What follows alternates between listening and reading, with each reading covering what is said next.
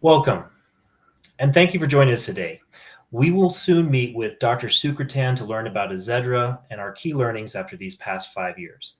My name is Eli Soto. I'll be your moderator for today. I'm a board member of the Pheo Alliance, and I'm a patient myself. When it was discovered that I had a metastatic pheochromocytoma, it was estimated that I had it for approximately 10 plus years. Now I'm currently in relapse, and like many of you, I'm also curious about, all the available treatment options that there are out there, which makes today's very apropos. So I'm here with Dr. Vineeth Sukratan, and we will provide him a proper introduction in a few moments. This program today is brought to you by the Pheo Alliance, whose mission is to empower patients with pheochromocytoma or paraganglioma, their families, and medical professionals through advocacy, education, and a global community of support while helping to advance research that accelerates treatments and cures. I want to give a special thanks to Lantheus Progenics for making this webinar series possible through an educational grant. I have some upcoming events that I want to go ahead and share with you guys. Our next monthly peer support meeting will be August 1st at 7:30 p.m. Eastern Standard Time, 4:30 p.m. Pacific. You could register via our website at pheopara.org. These are nice because patients like us were so rare, and it's a really good opportunity to meet with others like you. Also, we'll be holding a series of in-person regional conferences this year. These are great for learning about the disease state itself and management of treatment through physicians who present to the patients. The dates and the locations are as follows. So we've got the next one coming up is going to be in Omaha, Nebraska. That's just right around the corner at August 12th. Then we have one following in September on the 9th in Bethesda, Maryland, followed by October 28th in Gainesville, Florida, and then Phoenix, Arizona. That's TBD at the moment, but looking somewhere around November, December timeframe. Space is limited, so go to our website and register for a conference near you today. And then the 4th annual Pheopara Awareness Week will take place August 21st through 25th. Keep an eye on social media for information on what we have planned and how you can be a part of it. So Dr. Sukratan is going to go ahead and present for about 30 minutes. Then we'll have time and room for Q&A from the community. We will ask the questions that were submitted to us beforehand. And if you didn't get a chance to, you can also type your questions into the chat section, and we'll do our best to have all of your questions answered if the time allows. Many people we've seen this before, they're going to ask a lot of variations of the same type of questions. So we're going to listen carefully to try to filter it out and condense it to the same theme of the question. We'd also appreciate any questions that are less case specific. We don't know your case history specifically in the broad context, so it's better if they're just more general and generic if possible. Little disclaimer, the contents of this and all episodes of the educational webinar series are not influenced by our sponsors, and this is presented independently by healthcare professionals. The information presented on this webinar is for educational purpose only and should not substitute the advice of your doctor and medical team because they have an in-depth knowledge of your specific medical history and your current situation.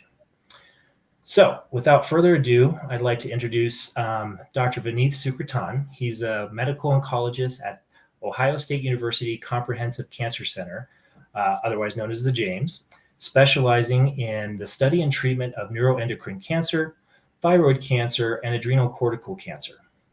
He utilizes chemotherapy, molecularly targeted oral medications, novel immunotherapy, and peptide receptor radiotherapies in the treatment of these unique types of cancers. In addition to his clinical work, he's also a member of the Translational Therapeutics Program at the James and the co-director of the Adrenal Tumor Clinic. He was recently selected to lead an externally funded effort through the International Thyroid Oncology Group to operationalize a multi-institutional registry database for patients with medullary thyroid cancer. He also serves as assistant professor in the Division of Medical Oncology at The Ohio State University and has completed his postdoc fellowship in the clinical research at Johns Hopkins University. His research has been published in numerous peer-reviewed journals, including Cancer Research, American Journal of Clinical Oncology, and Clinical Lung Cancer. Dr. Sukratan, welcome. Thank you so much for that very kind introduction. I'm going to share my screen so that we can start our presentation.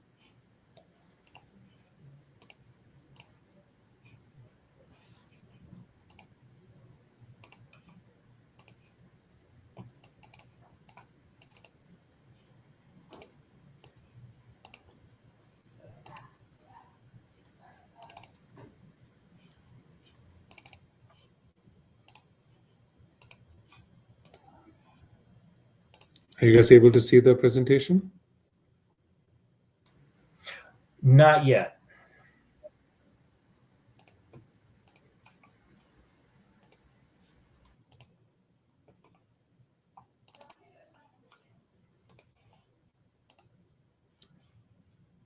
What about now? Yep, it's coming online. There it is. Okay, wonderful. Thank you so much for the kind introduction once more. So my name is Vineet Sukratan. I'm an assistant professor of medicine in the Division of Medical Oncology here at the Ohio State University Comprehensive Cancer Center in Columbus, Ohio. It's a pleasure and a privilege for me to be able to talk to you guys about considerations for treatments with Azedra, a medical oncologist perspective, and what we've learned over the last 5 years or so. These are my financial disclosures. I also want to acknowledge my colleague, Dr. Bhavana Khanda, as well as Akram Hussain from pharmacy for some of these slide presentation materials that I will be sharing with you today. So iodine-131 ibenguane, also sometimes called MIBG, as some of you may be familiar with, which stands for meta-iodobenzyl guanidine. It's quite a mouthful. But ibenguane, iodine-131, is a compound, it's a radiopharmaceutical compound that has structural similarity to norepinephrine, as you can see here. As we all know, some pheochromocytomas and paragangliomas do produce norepinephrine. This is a schematic that shows how it looks. So norepinephrine is produced by the tumors, and it has two functions. One, as we all know, it's a neurotransmitter, and it also has hormone-like function. So what it does is the norepinephrine interacts with the receptors, the adrenergic receptors called alpha and beta receptors, and this causes classic sympathetic nervous system effects such as sweating, palpitations, high blood pressure, anxiety in some patients. Now, the norepinephrine that's not taken up by the adrenergic receptors is recycled by something called the norepinephrine transporter. And this recycled norepinephrine is stored in a synaptic vesicle that is shown here, or it's broken down by an enzyme known as monoamine oxidase. And so this is how the norepinephrine functions in our body. Now, because MIBG has such close structural similarity to norepinephrine, it is also taken up by the same norepinephrine transporter, is transported into the tumor cell. And the iodine-131 has the ability to basically produce radiation after it undergoes radioactive decay, and administering a lethal amount of radiation into the tumor itself, thereby allowing a very targeted delivery of radiation into the tumors, thereby killing them. So this is the basic mechanism of how iodine-131 ibenguane works. Now, this compound, the iodine-131 ibenguane, has been around for some time in a formulation that we called low specific activity iodine-131. Unfortunately, this has some disadvantages, which the high specific activity compound formulation that we call Azedra now is able to overcome. So what are some of the older disadvantages that low specific activity iodine-131 had? So first of all, it is produced by a different process known as isotope exchange. And what it led to was a product that had a ratio of radioactive MIBG and non-radioactive MIBG in a ratio of 1 to 2000. What it means is that many of the MIBG molecules came out not radioactively labeled with iodine-131, leading to less efficacy. So the non-relabeled MIBG, we sometimes call it cold MIBG, tended to compete with the radio-labeled hot MIBG, and this really reduced the effectiveness of the compound as a whole. Now, at the level of the transporter itself, when there's a lot of this cold, non-labeled MIBG, what it would end up doing is to prevent the reuptake of the norepinephrine itself. And unfortunately, this would lead to exacerbation of manifestations of catecholamine excess, like sweating, palpitations, blood pressure, and anxiety. Now, all of these side effects of the older formulation have now actually been overcome by the high specific activity iodine 131, which has some unique advantages. First of all, high specific activity iodine 131 ibenguane has more than 99.9% of the MIBG that is labeled with the radioactivity. So it no longer needs to compete with the non-labeled MIBG. Therefore, it is highly efficacious and extremely potent. So if you look at the cellular uptake of the radioactivity, it actually is 150 times that of the low specific activity iodine 131 MIBG. And it represents a big improvement in this compound. And in terms of the actual, the dose, around 2,500 millicuries radioactivity is contained within every milligram of the high specific activity, compared to just 16 in the low specific activity. And because of the lack of competition with the cold MIBG, we no longer see an exacerbation of catecholamine related side effects with this compound. So it has been really a quantum change in this treatment landscape. Before I go ahead and explain and we go through the details of the trial that led to approval, I want to make sure that everyone has a good understanding of the phases of clinical trial. So a phase 1 clinical trial is done with the purpose of looking at safety of the medications that are new and dosages, finding the right dosage of the medicines. These tend to be smaller trials, maybe 20 to 100 patients. It lasts on average sometimes months to years. And 70% of drugs that enter phase 1 are successful, and they pass on to what's called a phase 2 trial. The purpose of a phase 2 trial is to also to look for efficacy, to make sure the medication is efficacious and that it's safe. These tend to be larger trials, which can have a few hundred patients, and sometimes they can be longer lasting. So the length of the study can be anywhere from several months to many years. And around 33% of medications that are in a phase 2 trial reach their endpoint, and then they are eligible for a larger study, which we call a phase 3 trial. A phase 3 trial, the main purpose is to compare it to a different other treatments to see how efficacious it is and how safe the medicine is. These tend to be much larger, sometimes hundreds to thousands of patients. The length of the study can be anywhere from a couple of years to up to 5 to 10 years, even occasionally. And sometimes 25% of patients, 25% of medications rather, that are studied in a phase 3 trial end up getting approval. So as you can see, it's a long and arduous process, and not every medication is able to finally meet all the stringent the endpoints and attain FDA approval. So how do we evaluate a response in a clinical trial? How do we know if a medicine actually works? So there are many endpoints that we'll discuss and that are mentioned in a lot of studies, and I want to go through them briefly. So complete response is when all the tumors that we know of in the trial, when we start the patients off on a new medication, if they completely resolve and are no longer seen, that's called a complete response. Now, a partial response is when the lesions that we know of at the beginning shrink quite considerably in size. So there's also a good response that we call a partial response.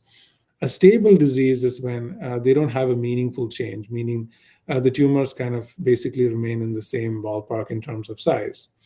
And finally, progressive disease is when, unfortunately, either the tumors increase in size or we start to see new spots show up, which we call progressive disease.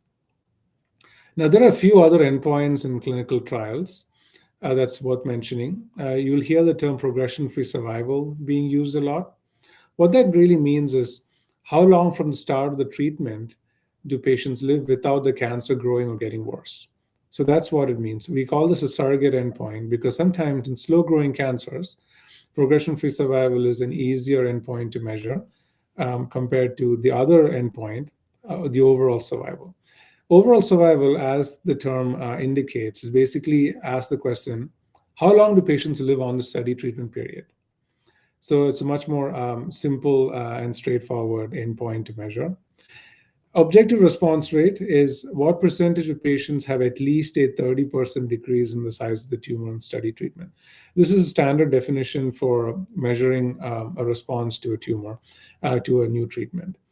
And lastly, so the objective response rate. So moving on to Prima et al., which was the trial that led to the approval of Azedra. This came out in around 2018, 2019 timeframe, which essentially studied high specific activity iodine 131 ibanguane in pheochromocytomas and paragangliomas. So this was an open label trial, which means that the patients who were enrolled were aware that they were on this particular active agent. Single arm prospective study. 68 patients received at least one dose and were eligible for follow-up. The primary endpoint that the researchers were trying to measure was a 50% reduction in the antihypertensive blood pressure medications. We know that this is a very important endpoint for many of our patients because high blood pressure is associated with the increased production of norepinephrine by these tumors. So a 50% reduction that lasted for at least 6 months was considered to be a good endpoint to measure in folks who are getting the Azedra treatment. Secondary objectives that they also looked at were things like what I already mentioned. So tumor response rates, biochemical responses in the blood work, overall survival, as well as safety. The study procedure, the key inclusion criteria was that patients who were at least 12 years of age and had a diagnosis of pheochromocytoma paragangliomas, who are ineligible for any curative surgery, and who had failed prior treatments and were not candidates for chemotherapy were considered to be eligible for the study. All patients needed to have been avid on an MIBG scan. This is very important to keep in mind. And on a stable anti-blood pressure medicine regimen for at least 30 days.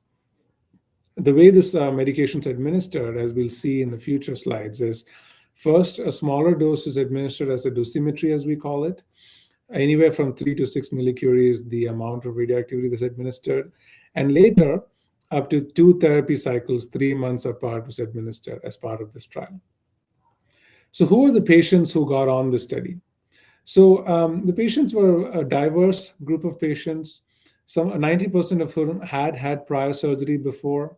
30% of patients, in fact, had gotten conventional low specific activity iodine 131 on this trial. Close to 40% of patients actually even had chemotherapy, including with a regimen that we call CVD, which is a standard chemotherapy IV regimen that we use. And many of the patients were heavily pretreated. So as you can see, around a third of patients had gotten 2 prior lines of treatment. Another third had gotten even 3 and even 4 lines of prior treatment. So this was a population that was not treatment naive, meaning they had gotten a lot of treatments before. The patients had metastases in multiple areas of the body, including lymph nodes, bones, lungs, liver. And so we think that this is a population that is close to what we see in clinic. Coming to the results, 25% of patients met the primary endpoint, meaning they had at least a 50% reduction in the anti-blood pressure medication use that lasted for at least 6 months. The median duration of response, that means how long this endpoint was maintained, was around 13 months or so in the average person. The objective response rate, meaning the shrinkage of the tumor by the criteria that I mentioned prior, was seen in 23% of patients. Median survival, meaning how long does the average person have a prolonged life for, was anywhere from 44 months if the patient received 2 doses to 18 months if they received 1 dose. Now, this is again showed in this table here. It's important to realize that the best response rate that we found in patients were patients who completed both doses. So if you look at just that population, 30% of patients had 30% had a response rate as compared to no patients who got only 1 dose. So it's important to understand that getting both doses is very important in our patients. So what about the side effects? So the most common side effects, they can either be in the blood work or they can be symptoms. So in the blood work, the most common side effects were low platelets, which we call thrombocytopenia, low hemoglobin, which we call anemia, low white blood cell count, leukopenia, and low neutrophil count, which is called neutropenia. In terms of the actual symptoms that patients on the trial experienced, nausea, vomiting, fatigue, dry mouth, and dizziness were the most common adverse events, most of which tended to be lower grade, meaning not that severe and not requiring hospitalizations. It is important to know that there are certain adverse events that were severe, specifically relating to the blood work. So hematological serious adverse events were found in 70% of patients. So this is something that we counsel patients beforehand, that keeping a very close eye on blood work is very important. Around 25% of those patients required some supportive care, including blood transfusions, GCSF, which is a way to boost the white blood cells, and erythropoietin to boost the red blood cells. Also important to keep in mind is that, unfortunately, as we know, many of our patients have a heavy amount of disease in the bones, and there is some radioactivity that can get administered to the bones and the bone marrow during this treatment. So myelodysplastic syndrome, which is really a bone marrow toxicity, which can be pre-leukemic, was found in 4% of patients. 3% did in fact have leukemia from that, and another 3% of patients have blood clots in the lungs. So this is something to really discuss closely with your doctor before we start this treatment. Now, so high specific activity iodine 131 ibogaine, also called Azedra, was approved in July 2018 by the FDA as part of, based on the data that I presented to you, specifically for unresectable, advanced or metastatic pheochromocytomas and paragangliomas. It is to this day the only FDA-approved treatment that we have in patients who are either adults or pediatric patients more than 12 years of age. Important to keep in mind that the scans need to be positive when we do an MIBG scan, because that's an indicator that the norepinephrine transporter is present on the surface of the tumor, that it's functional, and then that the iodine 131 MIBG will home in on the tumor and it will be taken up by the cancer. So that's important first step. And also to keep in mind that this is a highly individualized treatment based on dosimetry, which I'll explain in detail in the next few slides. So after approval, it was a pretty large multidisciplinary team effort to get it institutionalized and started at the James. So we first had discussions with nuclear medicine, nuclear pharmacy, medical oncology, which is ourselves, and endocrinologists, and as well as our colleagues from radiation safety and nuclear pharmacy. We got approval from our pharmacy and therapeutics committees. We also had the dosimetry and treatment protocols that were approved by the institution, as well as we had intensive education of both our inpatient team as well as the clinic team about, what this treatment entails.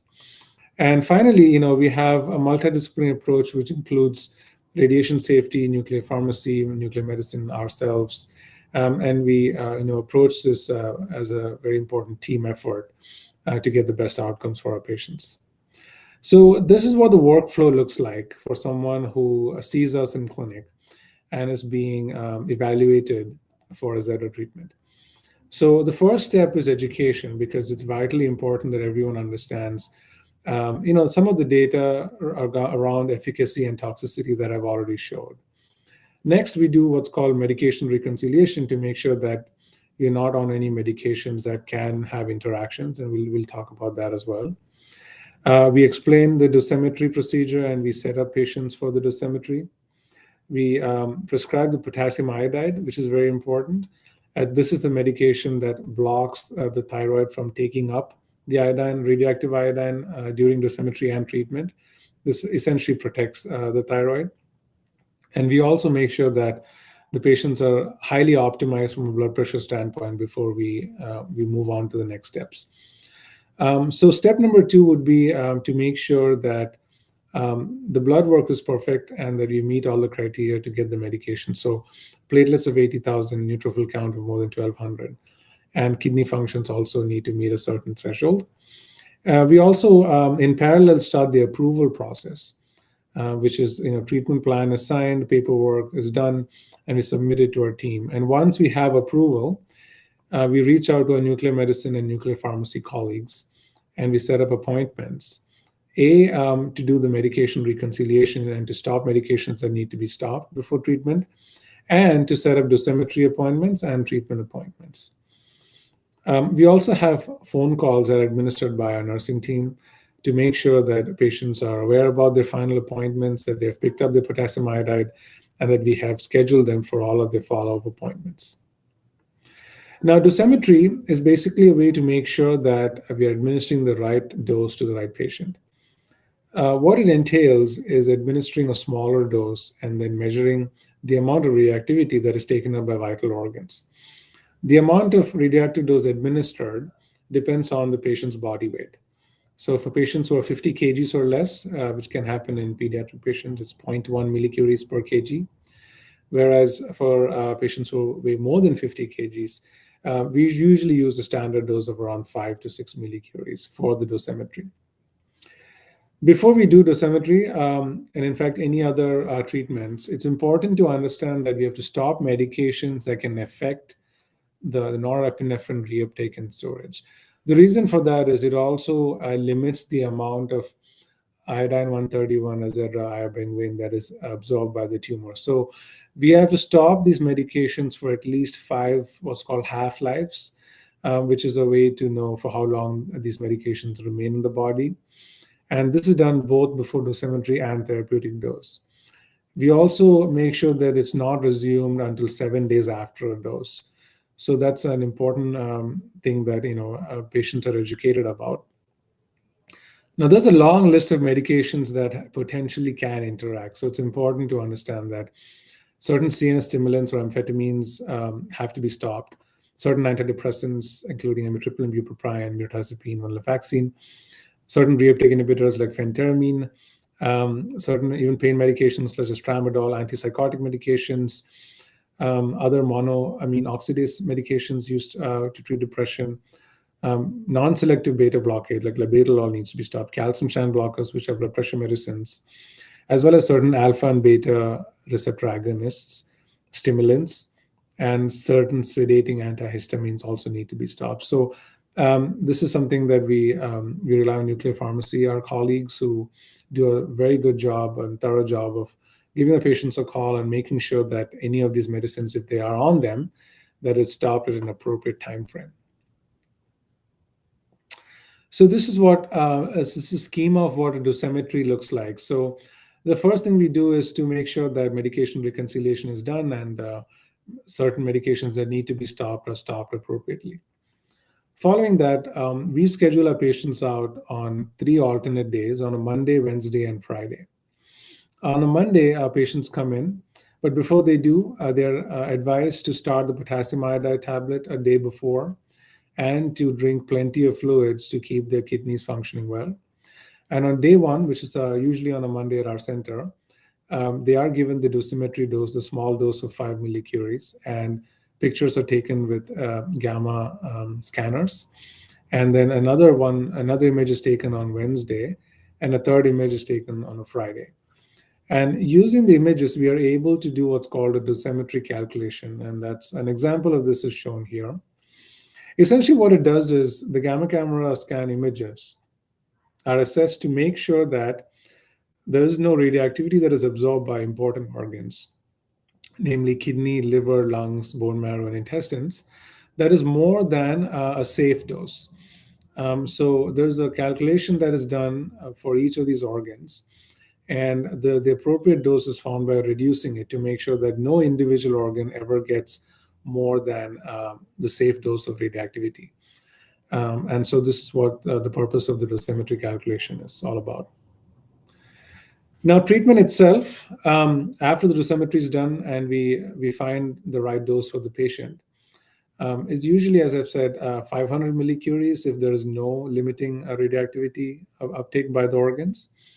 Or if there is, it is reduced to what the appropriate dose is.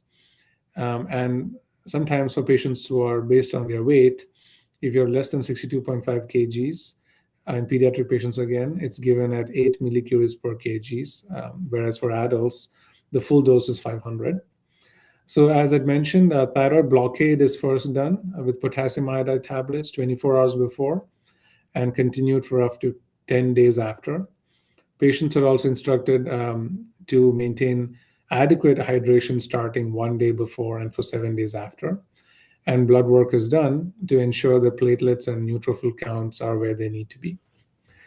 So patients who meet these criteria are then administered the treatment as an inpatient. So after this communication is done and the confirmation of potassium iodide and fluids has been done, patients at our center come in on a Monday. They get admitted. IV fluids are started, labs are started, inpatient teams alerted, and the iodine 131 is administered the next day along with pre-medications, mostly to prevent nausea and vomiting, and that usually does the trick for a vast majority of folks. Now, after the treatment is administered as an inpatient, patients are observed in the hospital in an isolated room to make sure that the amount of radioactivity that's in their body is coming down nicely, and then that at the time of discharge, usually around day 4, day 5 or so, the dose rate that they're emitting is less than 7 milliroentgens per hour at a 1 meter distance. And at that point, you're basically safe to be able to discharge and go home into the community. We provide patients with blood work to be done, and blood pressure monitoring is asked at the time of discharge. And then 2 weeks after the treatment, we see patients in clinic to see how everything went. So post-therapy, we provide patients with lab slips and a clinic visit 2 weeks after. We monitor the blood counts very, very closely until we start to see a recovery. Sometimes that can happen at week 4, week 6, sometimes even up to week 8. Blood pressure log is kept by the patients. And after we see the patients, we set them up for another scan around 10 weeks or so to see if we've had a good response with just one dose or not. Now, moving on to the second dose, some patients require dose modifications. Not everyone can get the full dose the second time around. The basic criteria is to make sure that the blood counts, mostly the platelets and the neutrophil count, should have returned to baseline before we administer the second dose. But it's also important to keep in mind that if at any point the platelets, let's say, go less than 25,000, or a neutrophil count of less than 500, or anemia that is very severe and lasting for more than 7 days, or a low neutrophil count along with the fever, or platelet count of less than 50,000 associated with bleeding, if any of these criteria happen, that we reduce the dose to either 425 for the second dose or 85% of the first dose which is administered. Another point to keep in mind is occasionally, very rarely, we can see some pneumonitis, which is inflammation in the lungs. It's very clear that if that does happen, then we should stop the treatment after the first dose and not administer a second dose. So the actual administration of the dosimetry dose itself, the vial is essentially thawed to room temperature over 90 minutes or so, diluted with saline in a 10 ml syringe, and is administered over 1 minute, so fairly quickly. The therapy itself, therapy dose is a much larger dose, so it's 2 to 3 vials that need to be thawed, administered in a 60 ml syringe or so over 30 minutes for adults. This is a picture provided to us by my nuclear pharmacy colleague. So shielding for the dose injection is done through this apparatus that I've shown here. And it's also important to know that radiation safety preparation of the room has to be performed. So we have, this is a picture from our facility. We have a private room here with where this room is essentially all the surfaces are covered with disposable materials to prevent any radioactivity contamination. And patients have access to a private bathroom as well. I want to give an example of a patient. So this is a 50-year-old male patient who came to us with tongue deviation initially. And he had a history of high blood pressure, palpitations, sweating, as we know. It did take a couple of years before the diagnosis was made, unfortunately. He did have some deviation of his tongue, ear pain on the right side, and hoarseness, along with cranial nerves were not functioning well in the 10th, 11th, and 12th cranial nerves. So an MRBG scan was done in 2014, and as you can see here, there was a mass that was found in the abdominal region, the retroperitoneal region. as well as on the skull base, and a few bony metastases. The patient was started on alpha blockade to control the blood pressure, and surgery was performed for some of these sites, followed by radiation. And he had a very nice response to this. In fact, the palpitations and the sweating episodes actually resolved. And the patient was continued surveillance for 5 years, happily. Unfortunately, at the end of that, he did start to develop new spots in the bones, as you can see here, which is more clearly seen in the FDG PET than the MIBG scan. But it was positive on the MIBG.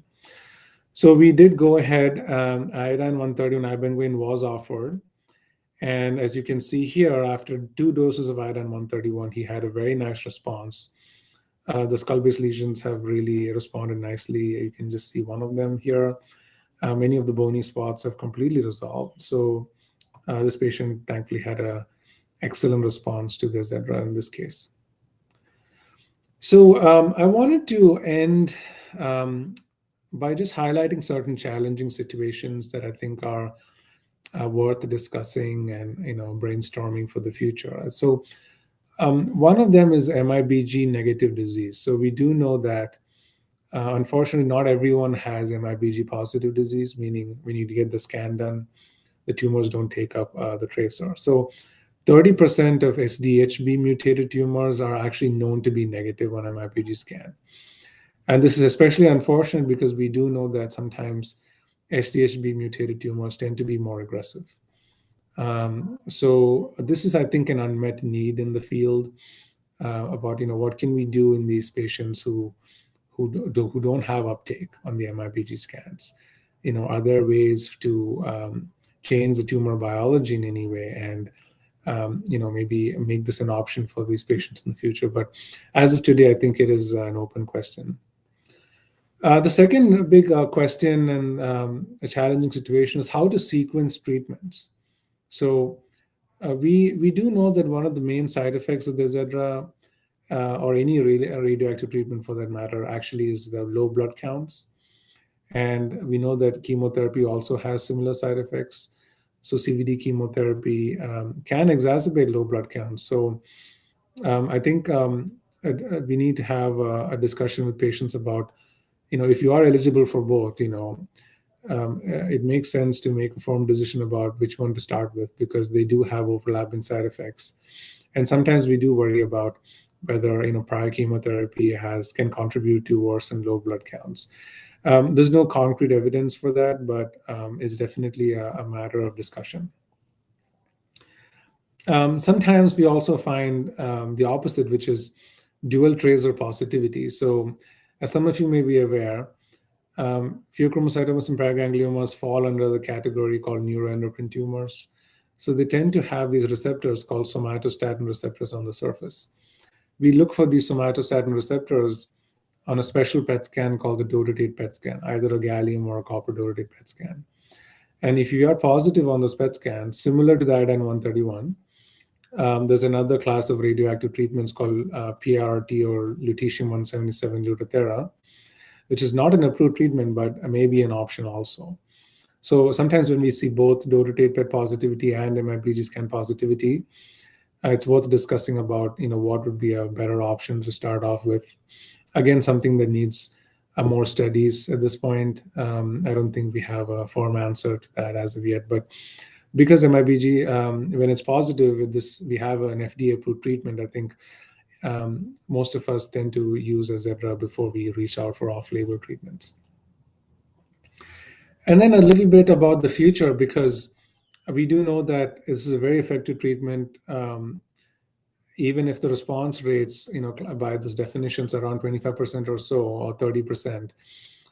We do see that in terms of quality of life, the boost is pretty dramatic, sometimes immediately, because once the catecholamine surge stops, the patients really feel like themselves and get back to doing the things that they want to do. So we do know that it works well, but what about for the patients who don't have a nice amount of shrinkage? So I think future strategies to think about for us in the field would be how to combine this with other medications, with the hope that combining them may have certain synergies, which and be greater efficacy than just individual treatments. There is some evidence that blocking this protein called VEGF, which is a protein that the tumors use to build blood supply and to survive hypoxia, that combining this with radioactive treatments, might be a way of improving the efficacy of both of them. Sunitinib is a pill that does which blocks VEGF. So I think we have a lot of interesting, exciting avenues for research for the future based on that. I'd like to end by just introducing you to my colleagues and a shout out to our multidisciplinary team at Ohio State. On the left is Dr. Barb Miller, who's a world-renowned adrenal surgeon. Dr. Kirshner, who's an endocrinologist, and myself, we form a multidisciplinary clinic where patients can come in and see all of us on the same day and get an expert opinion. And we're very glad that we were designated as a Center of Excellence by Pheo as well for our work. And with that, I will end. I'd like to open to questions, and I thank you for your attention. Thank you very much. Thank you so much, Doc. I appreciate that very thorough, very in-depth walkthrough on the last 5 years. We had some questions come through during your talk, and then we had some that also came in prior to today. So, first question that came in while you were talking was, have you seen results with bony mets and this therapy? I think you showed an example of absolutely. it actually in the slides. Yeah. Yeah. In fact, that's one of the nice things about it, that the fact that we do get a nice response in the bones, because as we do see, and I think the reason why they asked the question is a lot of our patients, a good chunk of them do tend to have bone-only disease. And sometimes it's, our initial approach is to try and treat the problematic areas with radiation, SBRT and other forms of radiation. But when we start to find multiple areas that are growing, which cannot be individually treated with radiation, I think treatments like Azedra, which home in on the tumor no matter where they are a good option. And we have seen nice improvements in bone disease, with this treatment. So absolutely, there is no reason why we wouldn't expect that. So it's a good option for folks with bone disease. Okay, so this is a similar question along that same vein. Somebody is asking on data on how long or effective Azedra is at stopping bone mets from growing and spreading. So very, very similar, same vein. I just want to know the length of time. Hard to predict as you can imagine, individual circumstances. But I will say that just based on the trial data, we do see responses that last for years. Okay. But on an individual basis, again, exactly how many months or years, it's hard to really state. Yeah, I mean, sample sizes are low with zebras, right? So, okay, how does PRRT compare to Azedra? Yeah, excellent question. So I touched upon it briefly, but I didn't want to focus too much on it. But so PRRT, it stands for peptide receptor radiotherapy. And what that really means is you're giving an agent that homes in on a peptide receptor. So what is a peptide receptor? The peptide receptor is SSTR2 that's present on the surface of the tumor. SSTR2 stands for somatostatin receptor 2. So what is the compound? The compound basically is lutetium dotatate. And dotatate is linker molecule that homes in, allows the radioactive compound to home in on the SSTR2 receptor. And the lutetium-177 essentially is the payload. It's the radioactive substance that releases what's called beta radioactivity. And this beta radioactivity is absorbed by the tumor, and the tumors essentially succumb to it. Now, it's a little, superficially it sounds somewhat similar, but it is different because MIBG or Azedra is taken up through what's called a norepinephrine transporter on the surface of the tumor. Right. It's not really a receptor. Okay, so when we say PRRT, we are talking about lutetium-177 at this point. Unfortunately, we don't have robust, I would say, clinical trial data of the type that I could show you for Azedra in the PRRT space. So Right.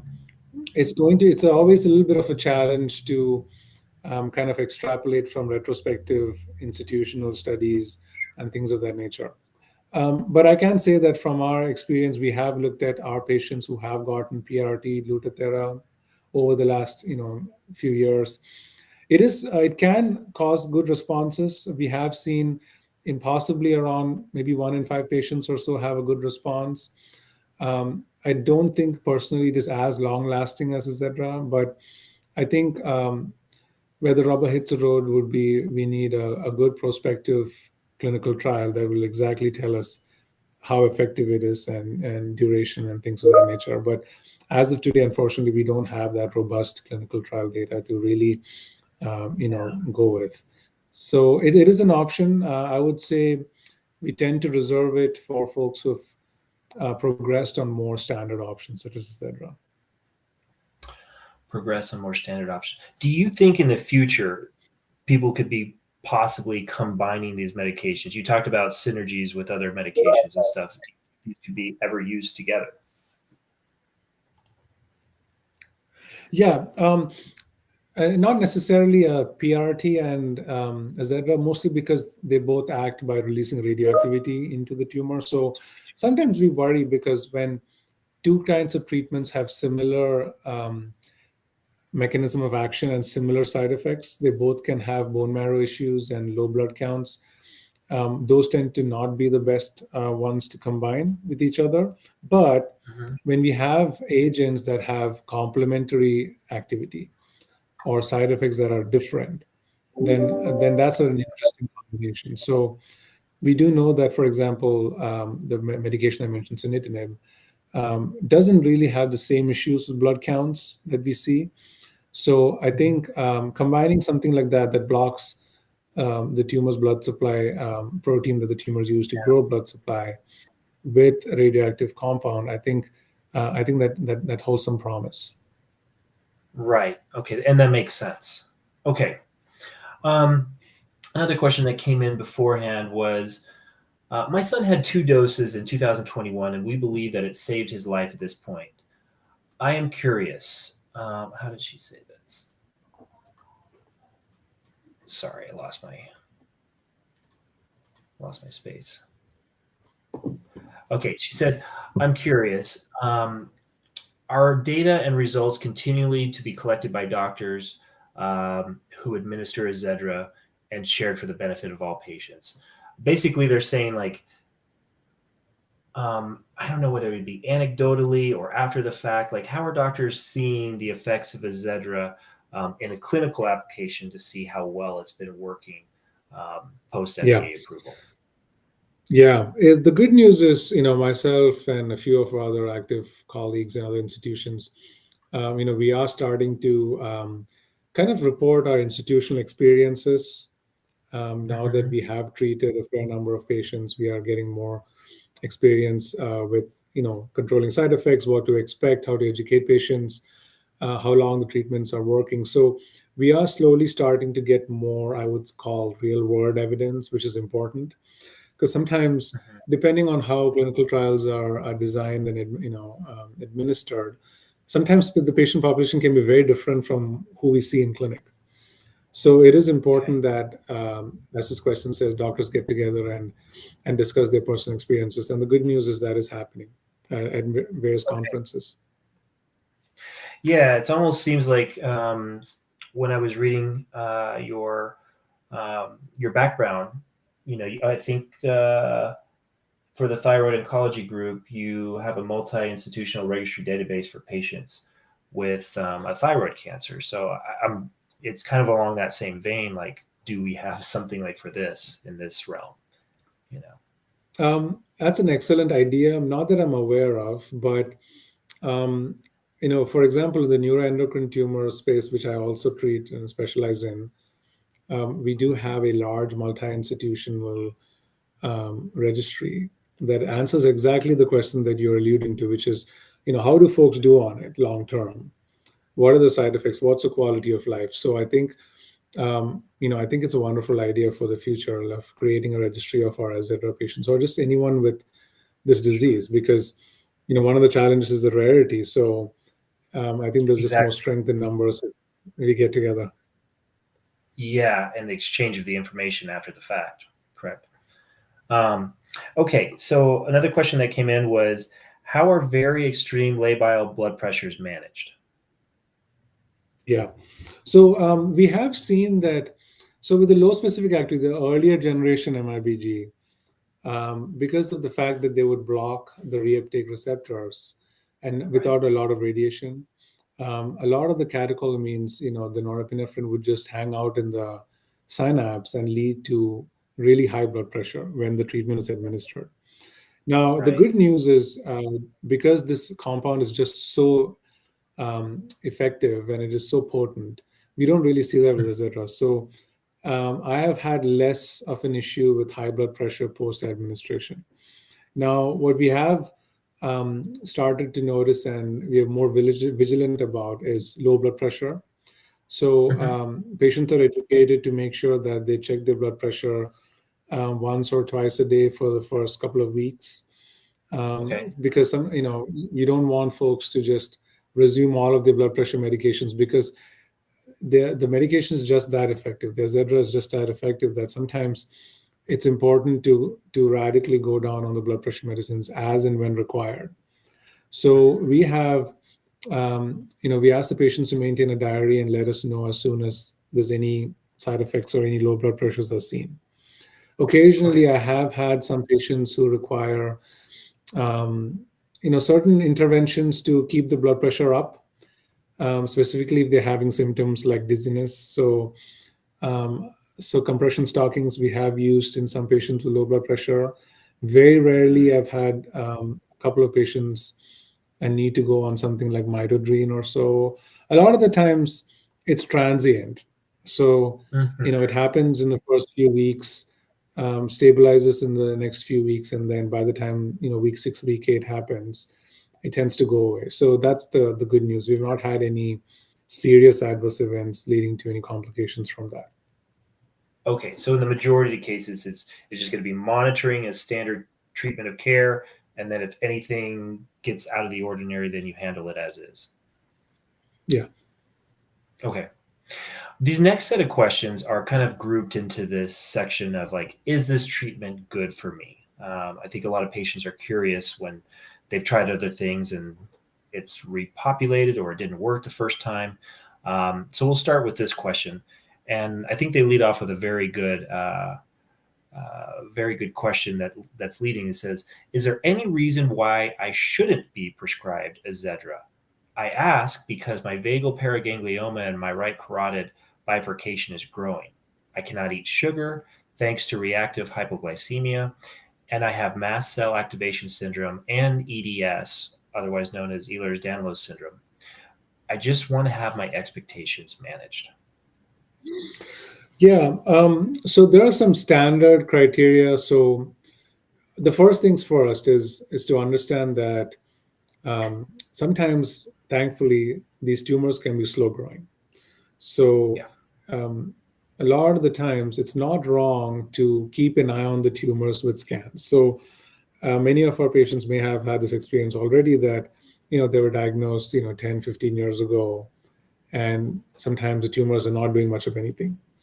So I mean that's obviously a wonderful place to be at, but I don't necessarily rush and ask for any treatments at that point because I don't think you necessarily need anything if it's not growing or causing you symptoms or in some ways affecting your quality of life, because you have to balance the risks and the benefits of intervening with any treatment, including Azedra.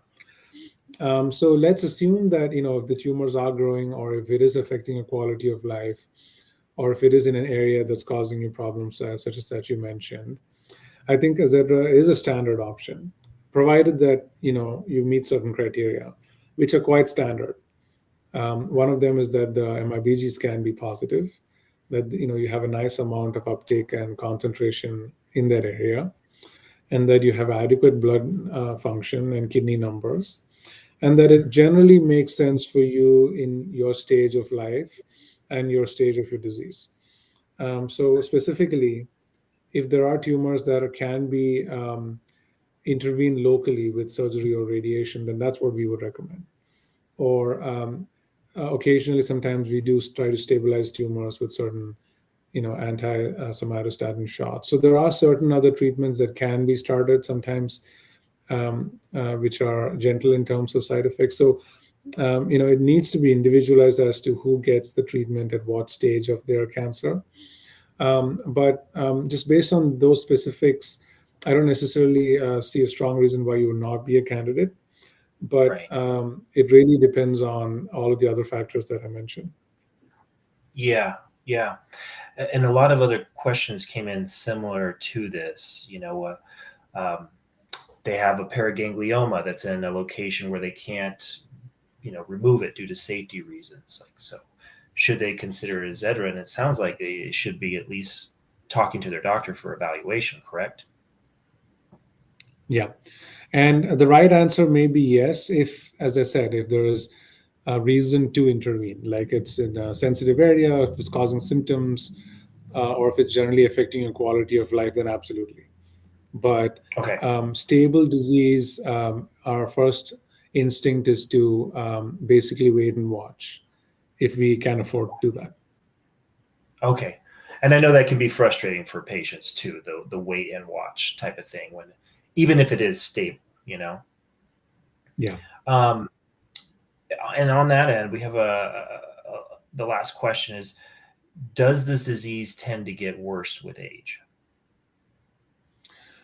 I think we don't necessarily know the biology exactly as to what happens with time, but I do think that there is some evidence, more than age, that these tumors, over time, they do tend to figure out ways to grow, and that's the case for not just Pheos and paras, but any kind of tumor. So over, once the tumors become experienced with different kinds of treatments, it tends to activate certain pathways, which tend to lead to resistance. Mhm. Specifically in pheochromosis and paragangliomas, it's most likely what we call epigenetic resistance, meaning it's not that we have new mutations in the tumor per se, but there are certain proteins that control the genes, and those tend to be expressed in a different manner, and this tends to activate certain pathways that allows the tumors to grow and become more aggressive with time. So I think that's broadly true for almost any cancer, and it is also true for Pheos and paragangliomas. Um, Okay. I wouldn't necessarily say it's age related, but I think it's just the passage of time, and that is irrespective of age. Okay. All right. I had a question personally on when you were going through the adverse events. Why the blood? Well, why does it affect the SAEs there? Yeah. Yeah, good question. I think there's probably at least three reasons for that. One of them is related to the first question, which is the bone disease.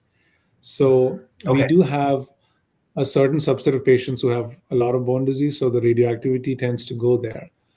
But the second reason actually is, radioactivity, it tends to actually actively attack tumors, or any cell that's growing fast. And we do know Okay. that blood cells are constantly generated, and it's for that Okay. reason that some of this radioactivity tends to go to the bone marrow. I think the third possible reason is prior treatments, including if you've had a few rounds of CVD chemotherapy, or let's say more than 13 to 16 cycles of temozolomide. Those are all medications that also tend to affect the bone marrow, so it could be cumulative. So I think there are Okay. at least three reasons for. Okay.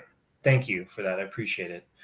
And thank you for your time and your dedication to our patient community. This was a wonderful talk, a lot of information that we'll probably be watching again and again on YouTube in a few days when the replay of this comes out. Um, we're also going to transcribe the Q&A portion of this, so we'll have that available as well to the patients out there that are very curious. we ask all the patients out there to sign up for our e-news as well as follow us on social media, because there's updates all the time, new key learnings and stuff that we share. We'd love for you to be a part of that. And if this information has been useful to you and you're interested in donating, you can do so at pheopara.org/donate. And lastly, we'd like to give a special thanks to Lantheus Progenics for making this webinar series possible through an educational grant. We really enjoy reaching out with our patients, the physicians, the community in general. As I said earlier, and as the doctor shared, we're so rare.